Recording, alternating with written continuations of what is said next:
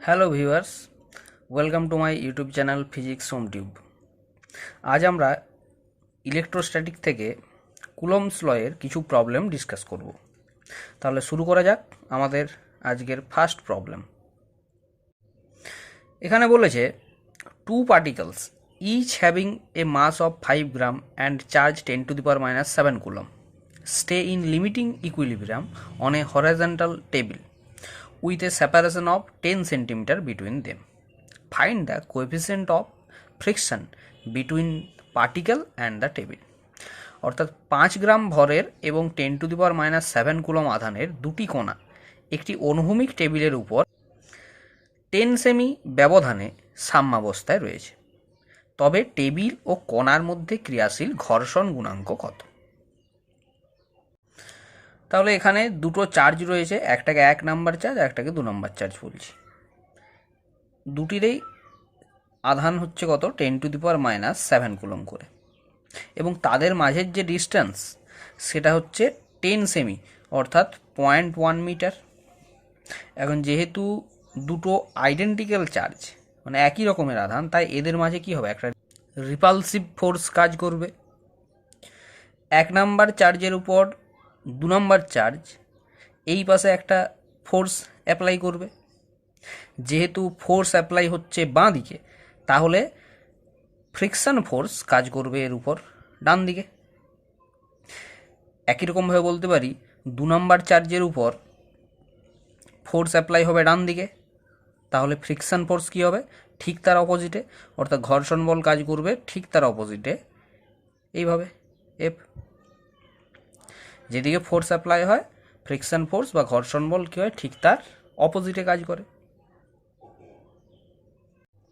সাম্যাবস্থায় অর্থাৎ in equilibrium F equal to হবে friction force small F. এখন দেখো এফ মানে হচ্ছে কি কুলম্ব ফোর্স, যেটা হয় কি Q1 Q2 by R square. তাহলে Q1 Q2 by 4πε0 R square, আর হচ্ছে কত? 0.1 তার হোল স্কোয়ার। এবং friction force F equal to আমরা লিখতে পারি মিউ ইন্টু আর, আর আর ইকুয়াল টু হয় কি এমজি, তাহলে মিউ এমজি। এখানে দেখো 1/4πε0 মানে হয় কত? 9 ইন্টু 10⁹ ইন্টু 10⁻⁷, এটা ইন্টু 10⁻⁷ হয়ে যাবে 10⁻14 বাই 0.01, এটা equal to mu into M বলা আছে 5 গ্রাম, তাহলে 5/1000 ইন্টু জি আমরা এখানে 10 বসাচ্ছি 10। তো এখান থেকে দেখো মিউ ইকুয়াল টু দাঁড়াবে, এটা ক্যালকুলেট করো যদি, তাহলে পাবে 0.18। আমাদের পরের প্রশ্ন, a particle of mass M carrying a charge -Q1 starts moving around a fixed charge +Q2 along a circular path of radius smaller. Prove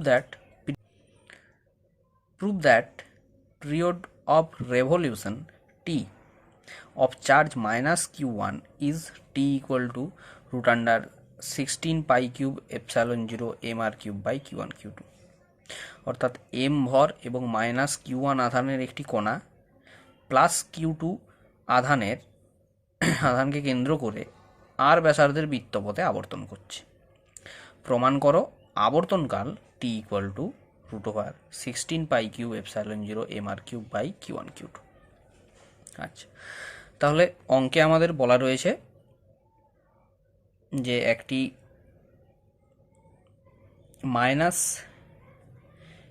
-Q1 কণা আধানের কণা +Q2 আধানকে কেন্দ্র করে এখানে একটা -Q1 আধানের একটি কণা রয়েছে, সেই -Q1 আধানের কণাটি আবর্তন করছে। এদের মাঝের ডিস্টেন্স হচ্ছে আর, তাই তো বৃত্তপথে যে কোনো বস্তুকে ঘোরার জন্য সবসময় একটা সেন্ট্রিপিটাল ফোর্স বা অভিকেন্দ্র বলের প্রয়োজন হয়। সেই অভিকেন্দ্র বলের রাশিমালা কি হয়? এম ওমেগা স্কোয়ার আর। এবং এখানে দেখো আধান দুটোর মাঝে একটা কুলম্ব ফোর্স কাজ করবে, যেটার মান হবে Q1 Q2/4πε0r square, 4πε0r square. সাম্যাবস্থায় ইন ইকুইলিব্রিয়াম, তো এই কুলম্ব ফোর্সেই যোগান দেবে বৃত্তপথে ঘোরার জন্য প্রয়োজনীয় সেন্ট্রিপিটাল ফোর্স বা অভিকেন্দ্র বলে। অর্থাৎ আমরা এই দুটোকে ইকুয়াল করতে পারি। তাহলে দুটোকে ইকুয়াল করলে দাঁড়াবে M omega square R equal to হবে Q1 Q2/4πε0 আর স্কোয়ার। তো এখান থেকে দেখো ওমেগা স্কোয়ার ইকুয়াল টু আসবে Q1 Q2/4πε0 mr³। কারণ ওমেগা ইকুয়াল টু জানি আমরা, ওমেগা ইকুয়াল টু লেখা যায় 2π/t। সো এখানে আমরা বসাতে পারি 4π²/t², ওমেগার জায়গায় 2π/t বসালে হবে 4π²/t² equal to Q1 Q2/4πε0 mr³। এখান থেকে দেখো যদি হিসাব করা হয় তাহলে টি ইকুয়াল টু কি আসবে, টি ইকুয়াল টু দাঁড়াবে 16π³ mr³/Q1 Q2 রুট। এটা দাঁড়াবে, এটাই প্রুভ করতে বলা হয়েছিল। আমাদের পরের প্রশ্ন, two identical small charge sphere each having a mass m hang in equilibrium as shown in figure. The length of each string is L and the angle made by any string with vertical is theta. Find the magnitude of the charge on each sphere. অর্থাৎ M ভরের দুটি আহিত সদৃশ গোলক চিত্র অনুযায়ী সাম্যাবস্থায় রয়েছে। এখানে দেখতে পাচ্ছ একটা চিত্র দেওয়া আছে, এই অনুযায়ী ওরা সাম্যাবস্থায় ঝোলানো রয়েছে। সুতোর দৈর্ঘ্য এল এবং উলম্বের সাথে কোণ থিটা হলে আধানের মান কত? তাহলে দেখো এখানে যেহেতু দুটি স্ফিয়ার আইডেন্টিক্যাল চার্জ রয়েছে, এই জন্য কি হচ্ছে, এদের মাঝে একটা রিপালসিভ ফোর্স বা বিকর্ষণ বল কাজ করছে এবং তার জন্য এরা পরস্পরের থেকে দূরে সরে যাচ্ছে। কোশ্চেন অনুযায়ী এদের মাঝের ডিস্টেন্স বলা আছে আর, এবং ভার্টিক্যালের সাথে সুতোটি যে কোণ করেছে সেটাকে বলা আছে থিটা। তাহলে বিকর্ষণ বল এখন কাজ করছে কোন দিকে, এই পাশে এফ, এবং যেহেতু সিলিংয়ের সাথে একটা সুতো দিয়ে বাঁধা রয়েছে গোলকটি, ওই জন্য ওপরের দিকে সুতো বরাবর কাজ করবে কি, টান টি, সুতোর টান বা টেনশন টি। এখন এই টিকে আমরা দুটো কম্পোনেন্টে ভাঙতে পারি। এই টিকে দেখো দুটো কম্পোনেন্টে ভাঙতে পারি। একটাকে বলা হচ্ছে ভার্টিক্যাল কম্পোনেন্ট বা উলম্ব উপাংশ, এবং আরেকটা হয় হরাইজন্টাল কম্পোনেন্ট বা অনুভূমিক উপাংশ। এখন এই অ্যাঙ্গেল থিটা হওয়ার মানেই হলো এই অ্যাঙ্গেলটাও থিটা। তাহলে এই ভার্টিক্যাল বরাবর কম্পোনেন্ট হয়ে গেল টি কস থিটা, এবং হরাইজন্টাল বরাবর কম্পোনেন্ট দাঁড়াবে কত, টি সাইন থিটা। এবং স্ফিয়ারের একটা নিজস্ব ওয়েট রয়েছে, সেই ওয়েট কাজ করবে নিচের দিকে এমজি। সাম্যাবস্থায় ইন ইকুইলিব্রিয়াম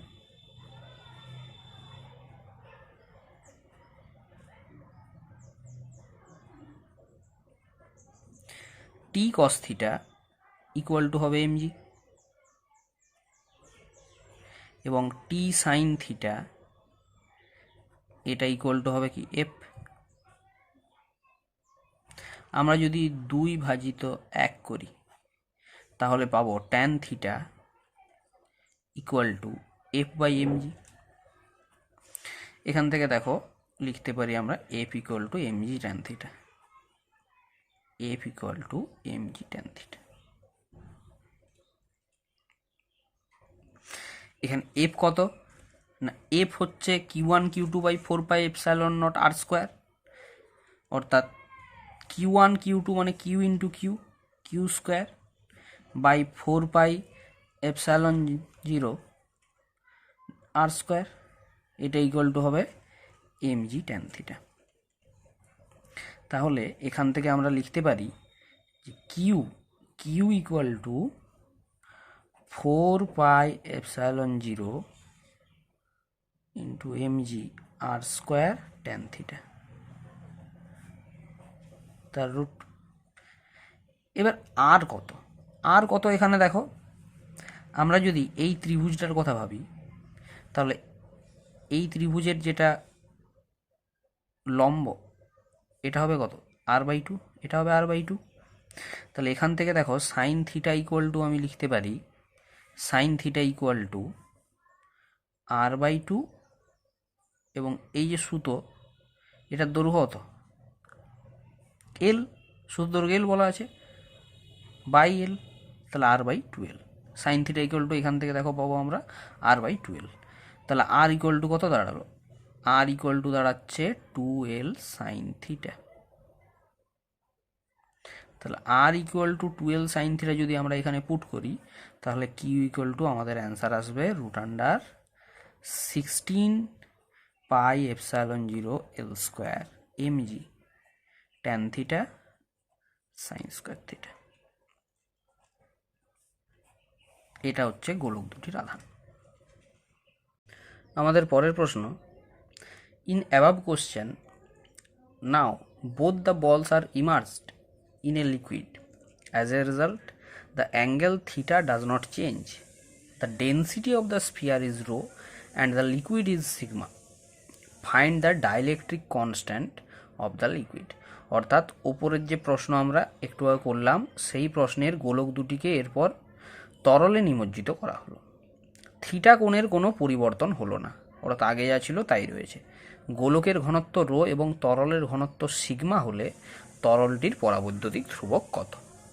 তাহলে দেখো আগের প্রশ্ন অনুযায়ী যখন গোলক দুটি বায়ুতে ছিল তখন তাদের গোলকটির উপর যে যে বলগুলো কাজ করছিল সেগুলো দেখো এখানে দেখানো হয়েছে, এইরকমই ছিল। এখন এখানে কোশ্চেনে বলে দিয়েছে যে গোলকের ঘনত্ব রো, অর্থাৎ এম ইকুয়াল টু এখন আমরা লিখতে পারি কি, এম ইকুয়াল টু লিখতে পারি আমরা ভি ইন্টু রো। তাহলে mg ইকুয়াল টু হবে ভি রো জি। এবং এক্ষেত্রে আমরা দেখো প্রমাণ করেছিলাম তখন F equal to mg tan theta, এটা প্রমাণ আমরা করেছিলাম। অর্থাৎ F equal to W tan theta, W tan theta. और আমরা লিখতে পারি F equal to V rho G tan theta. যদি আমরা এমজির ভ্যালু বসিয়ে দিই তাহলে এটা দাঁড়াবে V rho G tan theta F equal two. আচ্ছা, এখন যখন আমরা গোলক দুটিকে তরলে ডুবিয়ে দিয়েছি, নিমজ্জিত করেছি, তখন আরও একটা এক্সট্রা ফোর্স গোলক দুটির উপর কাজ করবে। সেই ফোর্সটা কি ফোর্স, প্লবতা বল, বুয়ন্ট ফোর্স, ওপরের দিকে কাজ করবে এফবি। এখন লিকুইডের ডেন্সিটি যেহেতু বলা রয়েছে সিগমা, তাহলে এফ বি ইকুয়াল টু আমরা লিখতে পারি ভি সিগমা জি। তাহলে গোলকের যেটা অ্যাপারেন্ট ওয়েট বা আপাত ওজন সেটা কি দাঁড়াবে, ডাব্লিউ ড্যাশ ইকুয়াল টু কী হবে, actual weight W minus buoyant force প্লবতা বল এফ বি। এটা হচ্ছে কত দেখো, V rho G minus V sigma G, W dash equal to. এই অবস্থায় তাহলে আমরা কি লিখব, এখন এফ ড্যাশ ইকুয়াল টু আমরা বলবো ডাব্লিউ ড্যাশ ট্যান থিটা। আগে লিখছিলাম F equal to W tan theta, এখন লিখবো F dash equal to W dash tan theta. তাহলে পরাবৈদ্যুতিক ধ্রুবক বা ডাইলেকট্রিক কনস্ট্যান্টের ডেফিনেশন কি বলেছিলাম, কে ইকুয়াল টু হয় এফ বাই এফ ড্যাশ। বসাও, এফ বসাও W tan theta, F dash বসাও W dash tan theta. Theta যেহেতু সেম তাই ট্যান থিটা একই থাকছে, ট্যান থিটা ক্যান্সেল হয়ে গেল। ডাব্লিউ বসাও V rho G, W dash V rho G minus V sigma G. এখান থেকে দেখো তাহলে আমাদের কে ইকুয়াল টু দাঁড়াচ্ছে rho by rho minus sigma. V G V G common চলে যাবে, ক্যান্সেল হয়ে যাবে, তাহলে কে ইকুয়াল টু দাঁড়াবে rho by rho minus sigma. Thank you.